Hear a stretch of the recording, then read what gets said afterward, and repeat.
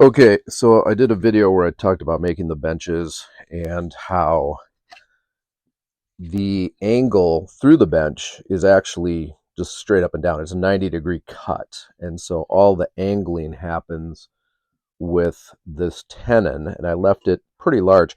And then I saw a Rex Kruger video where he showed that the Chinese workbenches have the tenon all the way over, so it's just one half of the leg, which makes it really easy to shape it. But I think the mortise was actually cut at an angle so that the leg, the tenon is on line with the leg. But what I wanted to show you, the one thing that made it super easy for me to do all this was this inexpensive, I think this was like $10 or $15 from Amazon. It's a 12-inch length, and you can hear it. There's a little, it has detents, or détente is probably the French. These, each hole that represents, and these lines, that represents 5 degrees. So that, if you loosen up this knob, that's 5 degrees. And there's a line right there, a white line. So that's 0. You can see it. There's 5, there's 10, 15. And so I cut the legs at 10. And what makes it really slick is, let's say I cut, let me pull this back out. So I want to cut this leg, and I want to put, see if I can figure out my angles here. I want to put a 10-degree cut on it. So you can see how easy it is just to kind of line up and get a feel for, is 10 degrees enough? Would, 15 be better? Would, more radical angle? And so it for visual people, or people that just kind of are terrible at geometry like me, this is super handy in terms of figuring out what to make things. I was able to put it on the top here, and then just figure out, if this is level, how much angle do I want on the leg? Do I want some really crazy splay like that? I just dial it in, and the other thing is, it will tell me what is fitting my eye. So if I really want some crazy angle, either going that way or this way, I can figure out just how severe an angle I need to cut, and I can program that into a miter saw or table saw. So everything's at 10 on my burritos, at the moment at least. So when I plug it in, this angle is 10. When I set up the tenoning jig to cut this angle, that was set at 10. All this other stuff. And so where this actually comes in pretty handy is, let's say now I need to make the stretchers. Let me move that down so you can see it.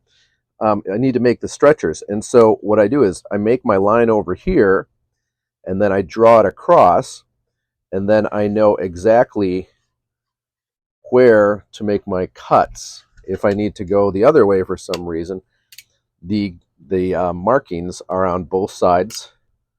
So if I need to go the other direction, like when you're making miter cuts, let's say I'm cutting the ends. So on some of the feet, if I need to cut to match whatever my angle is, if I need to cut 10 inches off, I just set it to 10 inches, tighten it up, and then I just make my mark. So if I'm just going to even it up, I just bring it up to where the foot starts here, and I just trim off this extra here, and I will end up with, a leg that goes from here to that with the help of the gauge. So super slick tool. I thought it was longer, and I'll pull this out one last time. I thought it was longer, and what I wanted it for was, I was making old school shaker style tapered legs, and for some reason I thought it was a bigger, a longer tool than it is, and so I could have used the 24-incher. And so what I was going to do is, I was going to set it on the bottom of the leg, and I was going to mark a line so I could run this through either my table saw. I could see what the layout line visually was. I could set up my saw with that, or with a jig, or if I ran it through my table saw, or even my using the jointer, if I wanted to taper the leg, I would have a nice, visual line, and it's going to be, I'm going to be able to duplicate it with the gauge. I'm going to be able to lay it out consistently on the pieces. And when I saw how short it was, I was a little disappointed. But then I started making these burrito benches, and I realized that this is actually really slick, and sometimes having too much ruler is almost more problematic than not having enough. And so, because I know everything is 10 inches, I can kind of standardize the setting, no matter where I need to be on the leg, within reason. I am going to bottom out here, but if I need to make a matching brace. And so if I need to go out here, I extend the lines around the leg, and then I extend them around the corner here. And so if I need to do a mortise where I'm going all the way through the leg, I can lay out my marks, and so I know where it's going to pop through from both sides. Easy peasy. So that is the one tool that's made it super easy to make these, whether it's just visually marking everything so I can set it up on my table saw, or if I want to work on this stuff inside on a bench and doing some quiet work by with hand tools. So super slick, and I didn't see a 12-inch when I checked Amazon, so I don't know if I could still link to this one.